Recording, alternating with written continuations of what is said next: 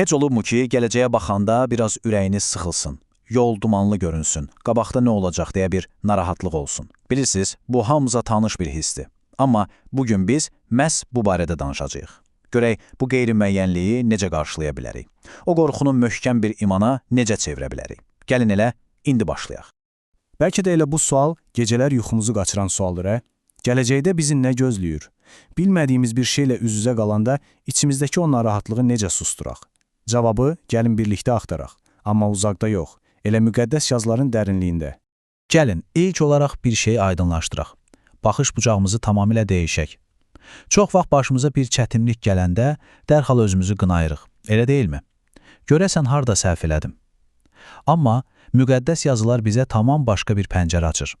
Deyir ki, sınaqlar cəza deyil, əksinə, bunlar bizim özümüzü tanımağımız, içimizdəki o gücü kəşf etməyimiz və böyüməyimiz üçün bir şansdır, ilahi bir fürsətdir. Yaxşı, əla, sınaqlar cəza deyil, bəs onda nədir? Onların əsl məqsədi nə ola bilər? Elə bu ilk bölmədə gəlin pərdəni biraz aralayaq və bu çətinliklərin arxasındakı o böyük niyə sualına cavab axtaraq. Çünki bilirsiniz, bir şeyin məqsədini anlayanda o yolda getmək də asanlaşır. Baxın, bu fani həyatı, yəni yer üzündəki bu zamanımızı gəlin bir təlim meydanı kimi təsəvvür edək. Biz bura elə-belə təsadüfən düşməmişik. Müqəddəs mətnlər deyir ki, bu hər birimizin ruhən böyüməsi üçün xüsusi hazırlanmış bir plandır.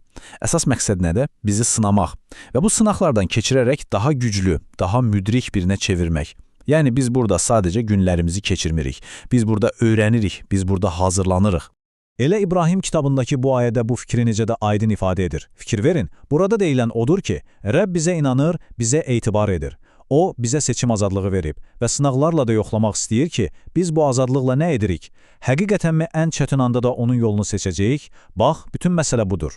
Deməli, başa düşdük ki, sınaqların bir məqsədi var. Yaxşı, bəs bu bilik bizə praktikada necə kömək edəcək? Qabaqdan gələn fırtınalara özümüzü necə hazırlaya bilərik? İndi keçirik ikinci bölməyə və burada görəcəyik ki, əslində qorxuya qarşı ən güclü silahımız, ən möhkəm qalxanımız elə hazırlıqdır. Çox maraqlıdır ki, Rəbb bizə sadəcə gedin hazırlaşın demir. O bizə sanki bir memar kimi konkret bir inşaat planı verir. Təsəvvür edin, biz mənəvi bir qala tikirik. Hər bir kərpic, hər bir divar bu addımlardır. Dua evi, oruc evi, iman, öyrənmə, nizam-intizam və Tanrının evi. Bunların hər birini gündəlik həyatımıza daxil etdikcə, biz əslində həyatın fırtınalarına qarşı möhkəm, sarsılmaz bir sığınacaq tikmiş oluruq. Baxın bu vədə. Bəlkə də müqəddəs yazıların bizə verdiyi ən sadə, amma ən güclü sözlərdən biridir. Bir saniyəlik düşünün, hansısa bir imtihana yaxşıca hazırlaşanda özünüzü daha rahat, daha arxayın hiss etmirsiniz? Əlbəttə edirsiniz. Bax, eyni şey bizim ruhani həyatımız üçün də keçərlidir. Biz mənəvi cəhətdən, dünyəvi cəhətdən özümüzü hazırlayanda, o qorxu hissi yavaş-yavaş yox olur. Yerini bir dincilik, bir əminlik tutur. Bu boş bir söz deyil, bu ilahi bir zəmanətdir. Yaxşı, qalamızı tikdik, divarlar möhkəmdir, bəs sonra sadəcə oturub divarların arxasında gözləyək? Xeyr, bu kifayət deyil. Əsl güc, bax bu hazırlığı İsa Məsihə olan canlı, fəal bir imanla birləşdirəndə ortaya çıxır. Yəni məsələ təkcə gözləmək deyil, imanla irəli doğru addımlamaqdır.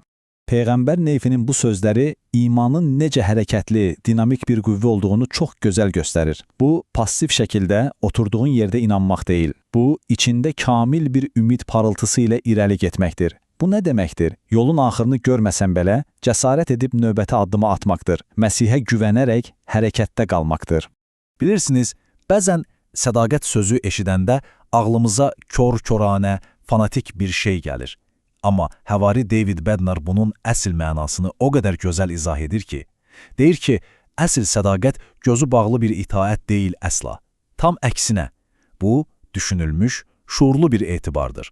Bu, xilaskar İsa Məsihə və onun bizə verdiyi vədlərə olan dərin, ağıllı bir güvəndir. İndi gəlin biraz nəzəriyyədən praktikaya keçək. Bütün bu danışdığımız prinsiplər real həyatda necə işləyir? Və buna baxmaq üçün Misirli Yusifin hekayəsindən daha mükəmməl bir nümunə yəqin ki yoxdur. Sanki onun həyatı elə bu dərsləri bizə öyrətmək üçün yazılmış canlı bir dərslik kimidir. Gəlin bir anlıq özümüzü Yusifin yerinə qoyaq. Təsəvvür edin, doğma qardaşların sənə xəyanət edir, səni qul kimi satır. Sonra getdiyin yerdə böhtana məruz qalıb, haqsız yerə zindana atılırsan və illərlə, bəlkə də heç bir ümid işığı olmadan orada unudulursan. Bax, bu 1-2 günlük sınaq deyil. Bu, demək olar ki, bir ömür boyu davam edən bir sınaqlar zənciridir. Amma o nə etdi? Bütün bu müddət ərzində imanını qorudu və Rəbb sonda onu elə bir yerə yüksəltdi ki, heç özü də təsəvvür edə bilməzdi. Yusifin hekayəsindən çıxaracağımız ən böyük dərs bəlkə də budur. Rəbb heç bir əzabı, heç bir göz yaşını boşa çıxarmır. Elə bilməyin ki, Yusif zindanda boş-boşuna vaxt keçirirdi. Xeyr, orada keçirdiyi hər bir gün əslində onu gələcəkdə bütün bir xalqı azlıqdan xilas edəcək müdrik bir rəhbərə çevirirdi. İndi gəlin özümüzə sual verək. Bəlkə bizim bugün yaşadığımız bu çətinlik sabah kiminsə həyatını xilas etmək üçün bizi hazırlayır. Heç bu haqda düşünmüşük? Yaxşı, bütün bu ilham verici prinsipləri, Yusifin hekayəsini eşitdik, anladıq, indi gəldik ən vacib, ən praktik məsələyə. Bütün bunları sabahdan etibarən, elə bugündən etibarən öz həyatımızda necə tətbiq edə bilərik? Bax, bu sizin gündəlik mənəvi məşq proqramınızdır, belə deyək. Yadınızdadır, bayaq möhkəm bir qaladan danışdıq. Bax, bunlar o qalanın təməl daşlarıdır. Fikir verin, bunlar böyük, qəhrəmanlıq tələb edən şeylər deyil. Hər gün bir neçə dəqiqə dua etmək, müqəddəs yazılardan cəmi bir neçə ayə oxumaq, imanla kiçik bir addım atmaq. Bax, bu balaca, amma davamlı, hər gün təkrarlanan vərdişlər zamanla yığılır və sizi qorxudan azad edən sarsılmaz bir gücə çevrilir. Ağsaqqal Hollandın bu sözləri məncə birbaşa ürəyə toxunur.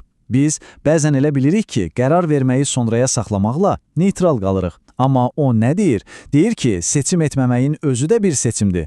Bu passivliyi, hərəkətsizliyi seçmək deməkdir. Bu icazə verməkdir ki, həyatın axını səni hara gəldi aparsın. Odur ki, əsas sual budur. Siz indi, bugün nəyi seçirsiniz? Hazırlanmağı, yoxsa sadəcə gözləməyi?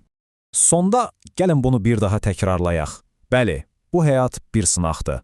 Bəzən yolumuz çox çətin, çox qaranlıq görünə bilər, amma heç vaxt unutmamalı olduğumuz bir həqiqət var. Biz bu yolda tək-tənha deyilik. Əgər biz öz payımıza düşəni edib, hazırlıqlı olsaq, əgər xilaskarımıza bütün qəlbimizlə güvənsək, inanın qorxuya yer qalmayacaq. Mən şəxsən şahidlik edirəm ki, o yaşayır və siz ona etibar etdiyiniz müddətcə, o sizə hər bir sınaqdan, hər bir çətinlikdən keçmək üçün lazım olan o gücü və o yolu mütləq göstərəcək.